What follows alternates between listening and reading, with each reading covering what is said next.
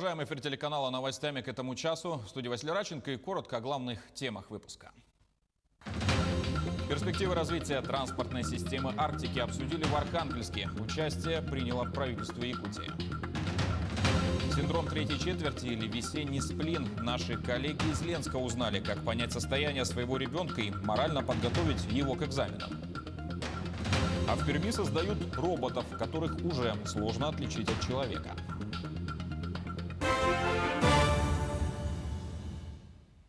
Любая организация сможет получить за трудоустройство одного безработного человека в среднем около 50 тысяч рублей. Соответствующее постановление правительства по предварительным расчетам поможет обрести работу свыше 220 тысячам человек, которые официально зарегистрировались как безработные до начала этого года. Предоставляться субсидия будет по частям. Первую часть работодатель получит после того, как человек отработает в организации 1 месяц, вторую еще через 2 месяца, а третью часть еще через 3 месяца. Вырубленный лес предложили компенсировать посадкой деревьев в городах. Такую идею высказали на встрече министра природных ресурсов и экологии Александра Козлова с членами Комитета Госдумы. Цитата: «Если в области, где много лесов, появится еще кусочек в 1/1000, никто и не заметит. А если в конкретном парке, в конкретных дворах появится озеленение, это будет заметно», — сказал Козлов. Перспективы развития транспортной системы Арктики обсудили на пленарной сессии делового форума «Порты Арктики» в Архангельске. Программа посвящена вопросам создания инфраструктуры, эффективности работы морских портов, организации мультимодальных перевозок. На площадках форума работает делегация республики во главе с председателем правительства Андреем Тарасенко. Якутия представила проект создания глубоководного порта-хаба в районе села Найба на акватории Северного морского пути. Проект реализуется в рамках стратегии развития арктической зоны республики совместно с госкорпорацией «Росатом». Строительство нового терминала предусматривает расширение границ порта Тикси. По прогнозам к 2032 году грузооборот проектируемого порта составит 18 миллионов тонн в год. Кроме того, республика выступила с инициативой организовать в Тикси арктический научный центр, где будет базироваться научно-испытательный полигон для всех арктических видов техники и технологий.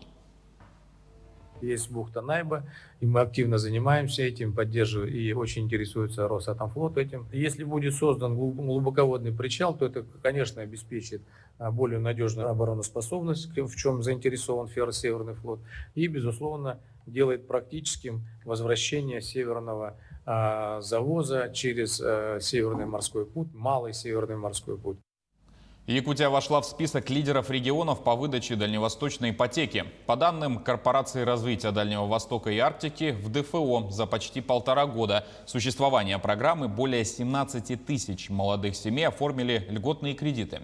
Список возглавили Приморье, Якутия и Хабаровский край. Наш регион занял вторую строчку с показателем 3713 кредитов на сумму в 14,5 миллиардов рублей.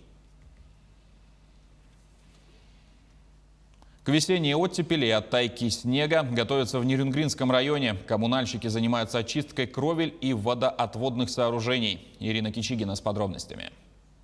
В связи с началом оттепели, резкими перепадами температур в ночное и дневное время возрастает опасность схода снега и наледи с крыш домов и козырьков, падения сосулек с карнизов и балконов.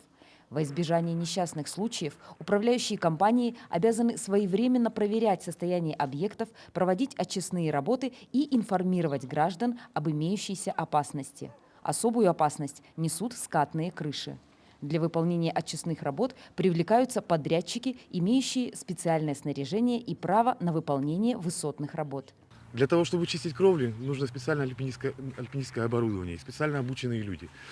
Потому что наши кровли в городе не предназначены для промышленного альпинизма. Их, когда строили новые, совершенно нет ни точек закрепления, ничего. Это все не продумано. Поэтому приходится тянуть какие-то выдумки системные и так далее. И внизу всегда стоит специально обученный человек и громким голосом оповещает население.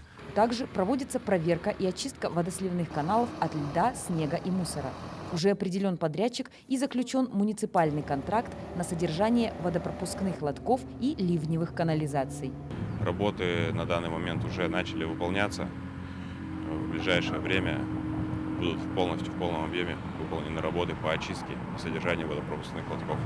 Водопропускные лотки и ливневая канализация по улице Карла Маркса в районе пересечения улиц Карла Маркса и Ленина.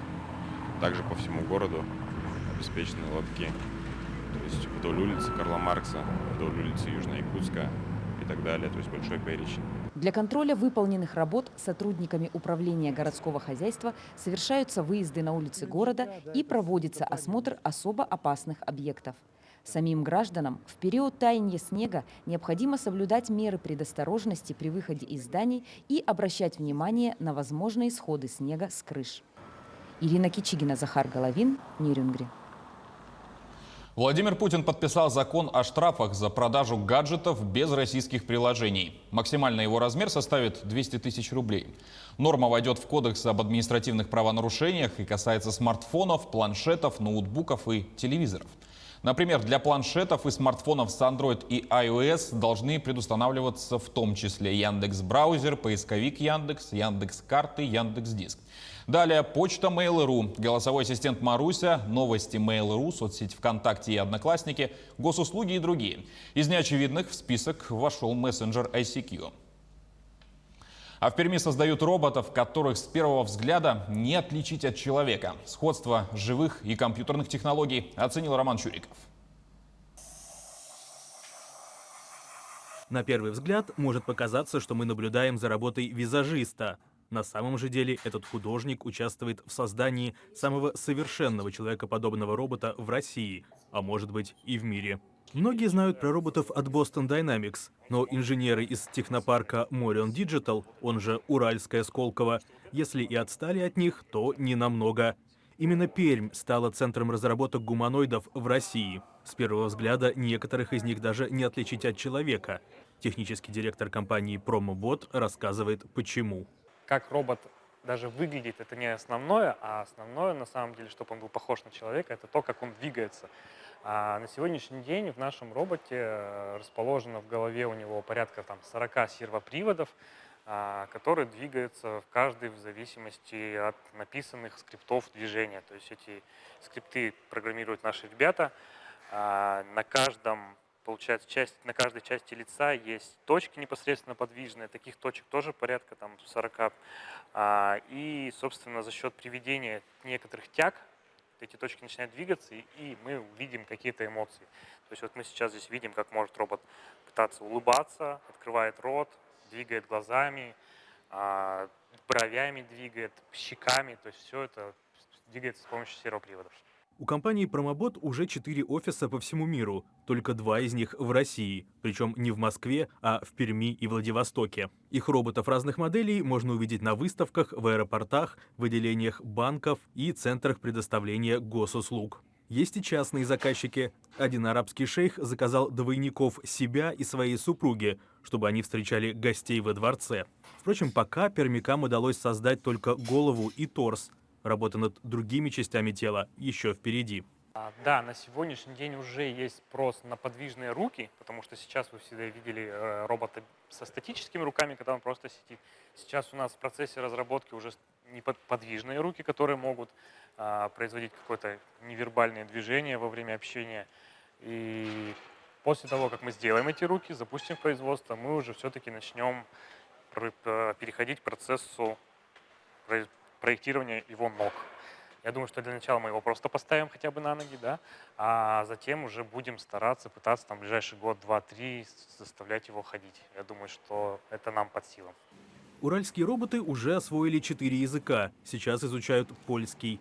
А в прошлом году первая девушка-робот по имени Вера была принята на работу в пермский МФЦ, оператором по приему документов. Так что андроиды уже среди нас. Синдром третьей четверти или весенний сплин. Этим состояниям подвержены не только школьники, но и взрослые, говорят психологи. Несмотря на то, что весна ассоциируется с теплом, цветами, красивыми пейзажами, у некоторых она провоцирует сонливость, упадок сил и даже авитаминоз. Но все же медики утверждают, для большинства людей увеличение светового дня дает энергетический эффект. Как отличить весеннюю усталость от признаков приближающейся депрессии, расскажет наша коллега Ксения Журавлева. Аккуратность и прилежность – это про школьницу Алину Милованову. Каждую букву в тетради девочка выводит старательно, без помарок. Линчанка сейчас учится в 3 классе и каждую четверть получает в основном 5. Без усталости не обходится. Я чувствую усталость уже ближе к концу года. Уже как-то лень сидеть на уроках и так далее. По данным Росстата, весенний упадок чувствуют на себе до 40% россиян. Школьники не исключение. Медики называют это синдромом 3-й четверти или весенним обострением. Дети становятся более возбудимы, конфликтны становятся более. Им хочется погулять, побегать. Чем теплее на улице, тем уже им меньше хочется сидеть в школе, в классе и заниматься. Поэтому в конце учебного года у нас в школе проходит последняя неделя занятий экскурсионная. Чаще всего хандра проходит сама, говорят психологи. Но весной нужно внимательнее проследить за своим внутренним состоянием. Если усталость и грусть не покидают вас в течение 2 недель, это повод обратиться к специалисту.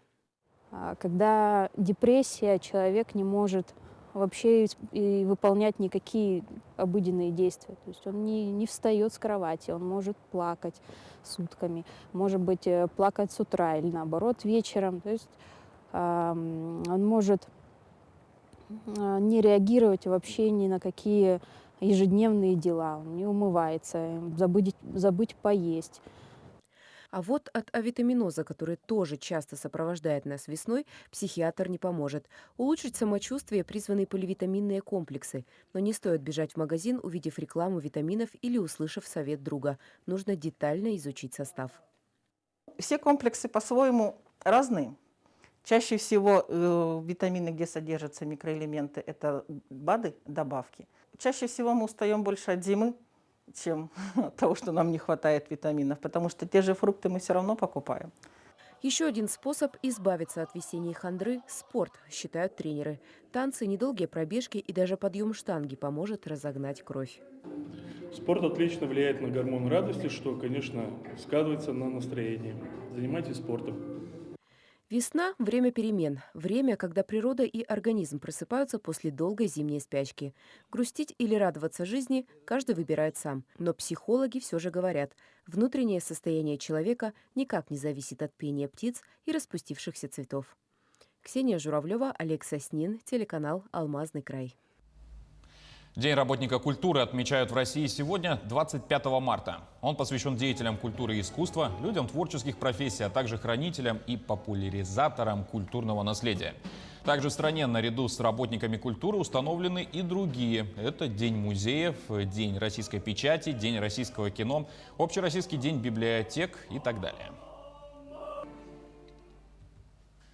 10 апреля в Якутске в онлайн-формате пройдет независимое мероприятие TEDx Якутск. Площадка объединит прошлое и будущее. Речь пойдет о жизни в самой холодной точке мира, традициях, которые передаются из поколения в поколение, исследованиях, инновационных открытиях, поведают о силе духа, которая может подтолкнуть на невероятные приключения. Продолжит Алексей Лукьяненко. TED – это американский частный некоммерческий фонд, известный прежде всего своими ежегодными конференциями, которые проводились еще с 1984 года. Его миссия состоит в распространении уникальных идей, темы лекций разнообразны – наука, искусство, политика, бизнес, а также глобальные проблемы. Самое главное в конференции TEDx – дать площадку людям с идеей, которые достойны распространения. Это могут быть не обязательно медийные личности, но идеи которых могут воодушевить и вдохновить других на самосовершенствование, самообразование и улучшение жизни вокруг себя. Вот для нас, как организаторов, очень трепетно, что мы проводим это мероприятие теперь здесь и можем рассказать о наших достижениях, о нашей культуре такой широкой аудитории. В прошлом году лицензию на проведение этой конференции получила инициативная группа из Якутска. И в рамках подготовки к мероприятиям в смарт-библиотеке прошел мастер-класс по актерскому мастерству. Как рассказала одна из участниц конференции Светлана, для нее это первый и уникальный опыт.